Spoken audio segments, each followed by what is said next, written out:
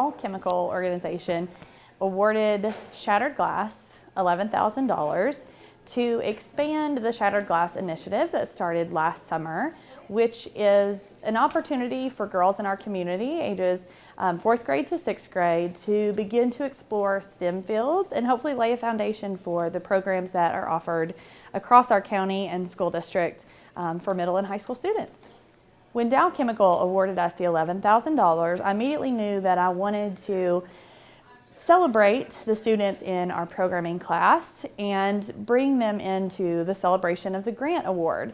They have been an integral part in Shattered Glass from the very beginning. They volunteered at the very first event, and everything that we do with Shattered Glass, the students are a focal point in that. And so to accept that award without them just wasn't acceptable.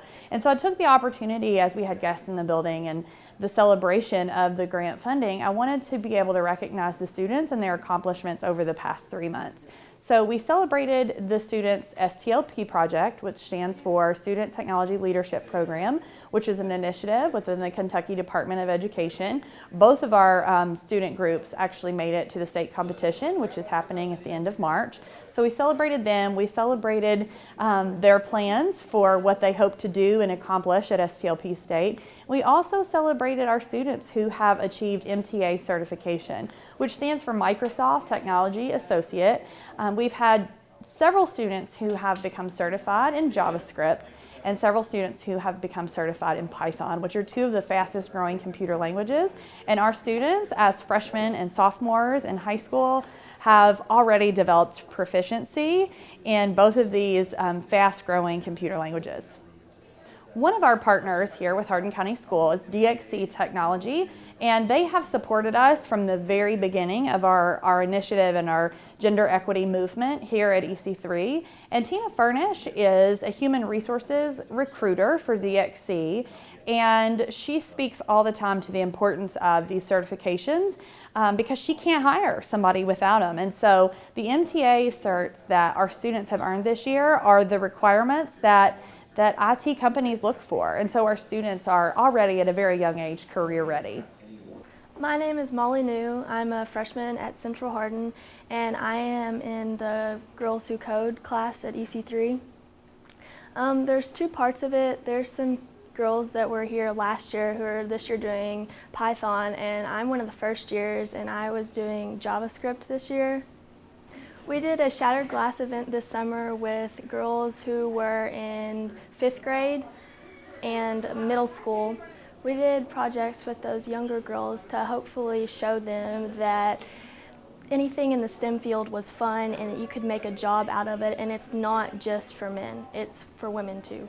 For our guests, welcome. And for you guys, you all are the guest of honor today. And I wanted to take a day towards the end of the trimester and talk about everything that you guys have accomplished in 3 months. Because the thing is, I was talking to Mr. Allen yesterday, and we just started being reflective over all the things that we've done in 3 months. And I was like, oh my gosh, this is crazy. This is so cool to just sit back and look at everything that you've done since early November. So I want to remind you of your accomplishments since early November. Okay, so we had this conversation just, I don't know, last week I think. We were talking about why we have this class and why this class exists. And this is the most important reason for us to keep in mind, which is that the creators of technology should be as diverse as the consumers. And there is a gender gap in STEM fields altogether, computer science, engineering, math, and that's why we created this class, is to give an opportunity to try to get more females into the IT pathway. So that's why we created this class. So let's first go back all the way to November. So y'all came into this trimester. The very first day of the trimester, we had Megan Stith from Boss Lady Coaching and United Way of Central Kentucky talk to you guys about going from 0 to CEO, and we started our STLP project. So you all together as a class created 2 different projects, 360 Hardin County and Bridgewide. Now, for our guests who are in the room, you'll see over here our 2 STLP projects.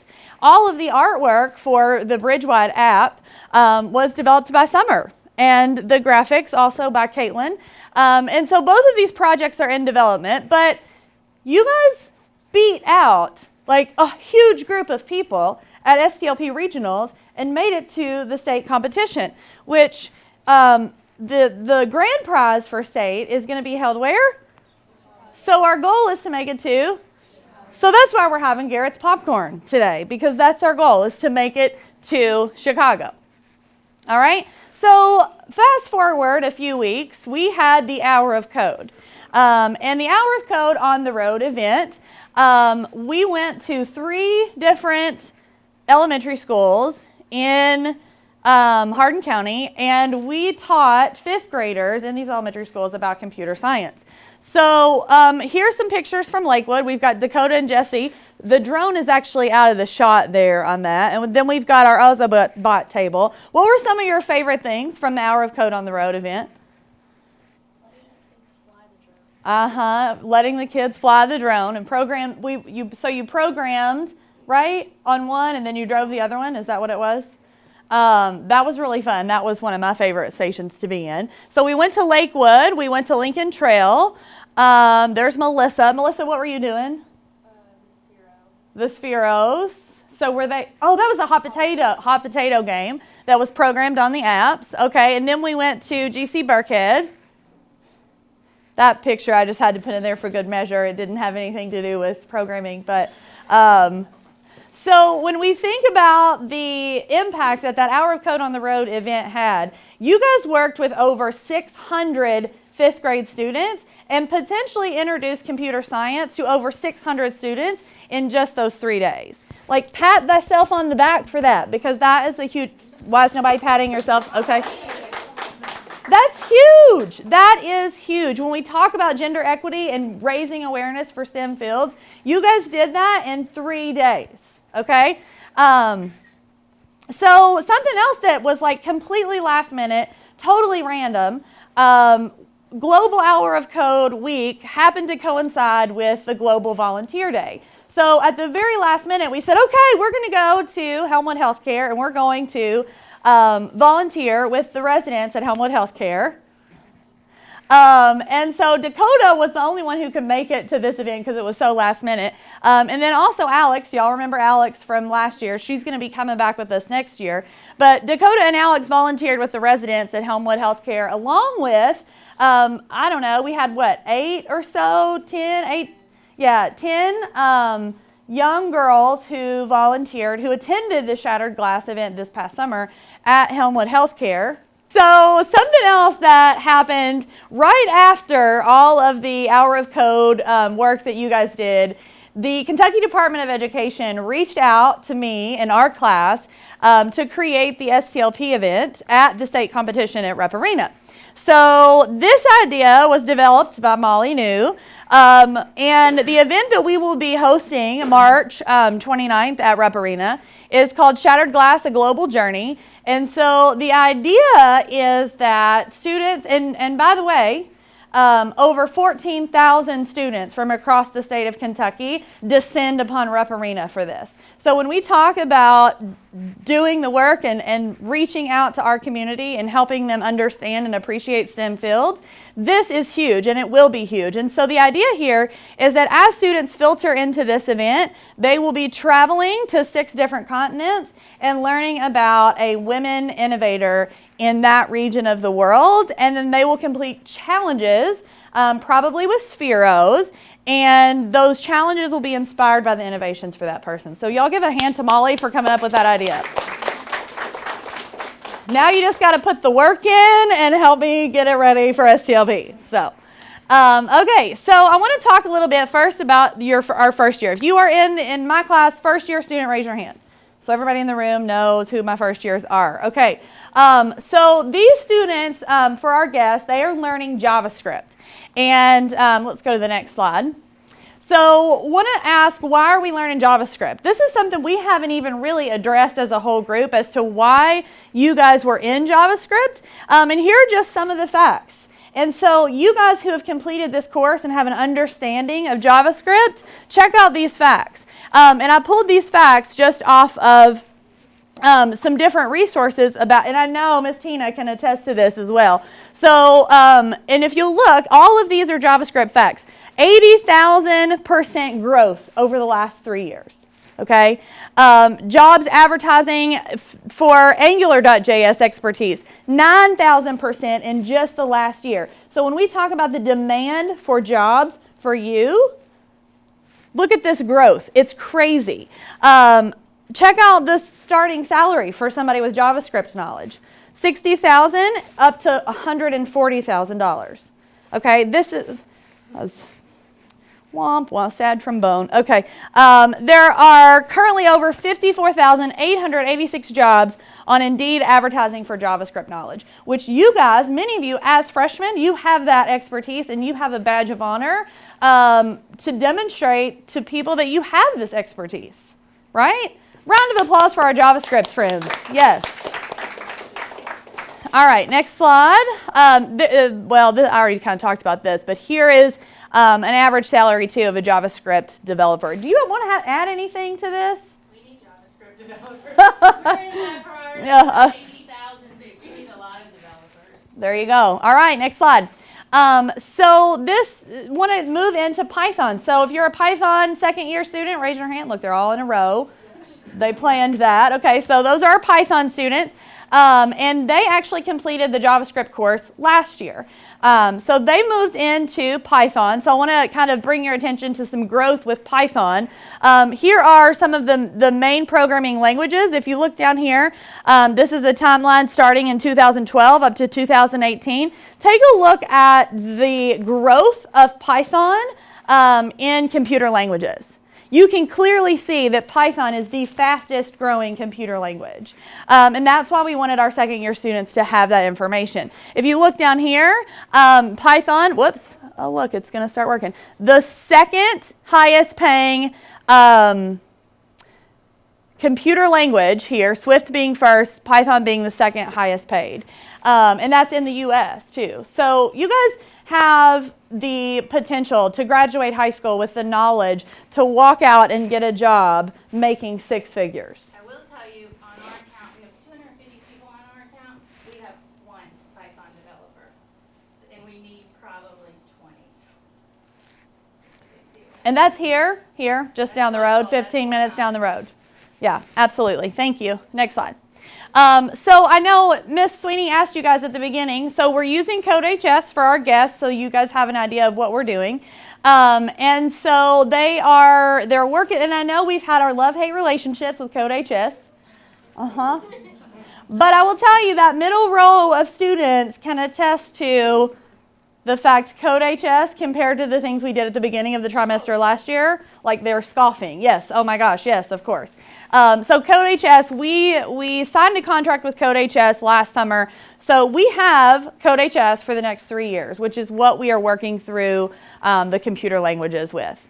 So I want to talk about certifications for a minute. We're going to start with the JavaScript certification, this MTA, Introduction to Programming Using JavaScript. So if you're not familiar with MTA, stands for Microsoft Technology Associate for our guest. This exam is a 45-minute exam with what, 40 questions? 39 and a half questions. And in order for you to earn this certification, you have to demonstrate proficiency in JavaScript operators, methods, keywords, variables, data types, functions, analyzing decisions and loops, interacting with the document object model, and then also interacting with HTML forms. So just a fun fact that I want to make sure the whole entire room is aware of. The JavaScript MTA was released in the fall. It is so brand new that there are literally no study guides. There are no support materials. So these guys who went in and they got certified this year, they were flying blind and they said the answer to how was yes, and they got certified. So let's talk about our first one, Molly New. Molly, get your honey up here, girl. And just for the record, Molly is a freshman at Central. Okay, so here is a present for you, and I love you, and you're amazing. So go sit down. Okay, next one. And she's a former student from Woodland. Throwing that out there. Abby, Ryan, get your little honey up here. Yes, clap for her. I love you too. Now go sit down. All right, next one. All right, so the second MTA is programming in Python. That middle row can tell you just exactly how hard that Python test is. Anybody care to share? They're like, I hate you. Yeah. So it's not easy. And the thing is, when you walk down the hallway in EC3 and you walk down this hallway and you see people with these MTA certifications, it's not to be taken lightly. But again, I want to reiterate the fact that this exam has no support materials. When they fail, they just keep plugging away. They're pounding out code. They're working through their Python. Miss Tina can also attest to how hard that test is. Her developers at DXC are also working through this exam. Her adult developers at DXC are working through this exam and also struggling. So, yeah. So this is really something to be proud of, and just to be proud of the fact that you are putting yourself out there to take this test. So I'm proud of every single person in this room who has attempted the MTA and they've said, yes, we want to do this. We do have one celebration. Dakota, get your honey up here.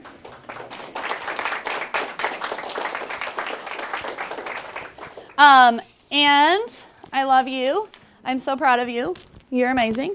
There you go. I thought you might want a picture of yourself too. Let's print it out an extra one. And we do have that whole entire table is currently working through the MTA Python exam, and they have made the commitment for me to come to Central or North or wherever and bring my laptop so that they can continue to test, because they are not giving up. Gracie said yesterday, I don't care if it takes me forever. Every 7 days, I want to test. So she's not giving up. So I'm so proud of you. Jessica, we're going to work on your courage a little bit. Jessica's scared to go back in there and take it. But we're going to do it, aren't we? Yes. Even though the trimester is over, the commitment of the students in this room inspires me every day. So I want to talk lastly about my teaching assistant in the room, Alyssa Baxter. Come on up. Alyssa eats MTA certifications for breakfast. So congratulations, Alyssa. Alyssa has Python and JavaScript. And she got her Python certification in December, and then decided, you know what, JavaScript, why not? The answer to how is yes. And so she has both of those badges and nearly ate another one yesterday in HTML, just really on the edge of that one. So incredibly proud. So will you all join me in clapping for everybody who got certified? So proud of my little Krispy Kremes. All right, next slide. So if you were with me at the Shattered Glass event last summer, raise your hand. Okay, yes, yay, okay. So we've got all of the middle row, and we've got Molly, who volunteered at Shattered Glass last year. And so based on the feedback from the volunteers in the community, last year we had 75 girls who attended the Shattered Glass event, which was initially funded by Heels Together, which is an organization within the Central Kentucky Community Foundation. And they wanted to expand. They wanted more events. They wanted us to be able to reach a younger audience. And so what we've decided to do is focus on these three things with Shattered Glass. The first is going to be event expansion. And so we're going to continue with our summer event, but we are also hoping to be able to offer more events and longer events. And I think Daly or Gracie or Jess, maybe it was you, I can't remember which one, said, we need to make this a whole week. I'm not quite there yet for a whole week, but we're definitely going to expand it beyond the 2 days. The second focus point is reaching a younger audience. And so last year our event focused on 4th through 6th grade girls, and so we want to go a little bit younger with miniature events to really focus on laying a foundation for interest in STEM at a young age. And lastly, we are working for a credit-based internship, which this summer will affect Gracie and Jessica as they will be seniors. So they will be able to work the Shattered Glass event and earn an actual credit towards their pathway completion.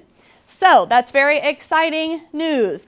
Some of the things that we are going to be focusing on as we continue to grow Shattered Glass are Spheros, Little Bits, Pi Tops, Parrot, mini drones, Raspberry Pis, Bloxels. All of this stuff costs money, right?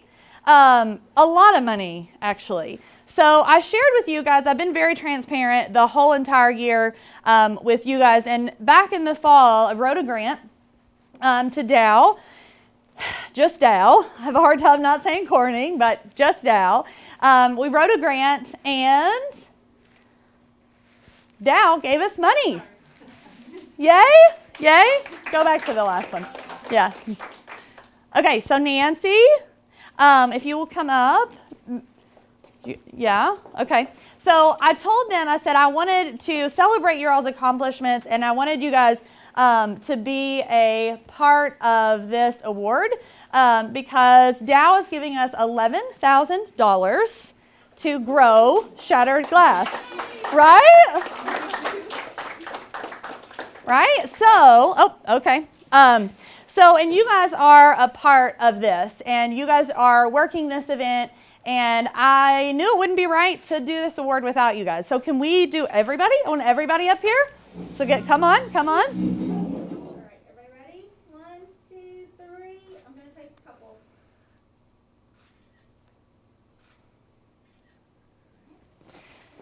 Yay! Thank you guys. So one of the things that's really going to make a difference for you guys that I didn't mention is that the equipment that Dow is funding us to purchase will dramatically change the way this classroom looks because the equipment that we are going to be getting with this funding, we're also going to be using in this class, in our project-based class, and also the internship. So I want to thank you guys for being amazing, and I hope you decide to come back. We're in the middle of scheduling, so hopefully you come back. And so I just want to thank you guys too and Dow for funding this. I'm so excited, obviously. So thank you. Hello, I'm Nancy McCoy with the Dow Chemical Company. I serve as the community focal point for the local Elizabethtown site. And we try to get out there and put our name in the community and help the community revitalize it, just give back basically. And so when we look for things that we're going to fund, we partner with the Central Kentucky Community Foundation through the Dow Corning Foundation as well. So we have money available to give back into the communities where we live and we work. And when we're looking for places to spend our money, we look for STEM-related activities for one. So that would be science, technology, engineering, and math. And because Dow is a chemical company, that's where we like to focus. And we look for anything that fits into that category, basically. And then this year we decided that we noticed that we had a huge gap in our workforce with the female population. We just don't have females going into STEM fields. So we wanted to get out there and say, you can do it. You're a girl, you can do the same field that the guy can do. It's absolutely okay, and you can do it, so get out there and do it. And so we sought out Hardin County Schools and said, what can we do to help to increase females going into this field? So when we talked to Hardin County Schools, we learned that we lose them at a certain age group, somewhere around middle school age. That's when we start to lose the girls in the STEM fields. So we did a focus on how to get them back in there. And so Shattered Glass, which is what Brooke is doing, is a very big part of that. And so we asked her, come up with a plan, and we'll see if we can fund it for you. So she came up with one of the best proposals I have ever seen. It was very detailed. She had all of her class information laid out, everything that she was going to do to spend the money, where the money was going to go. So it was obviously, when we got the proposal, it was a no-brainer because everything was laid out. We knew exactly where our money was going and what benefit we were going to get from this.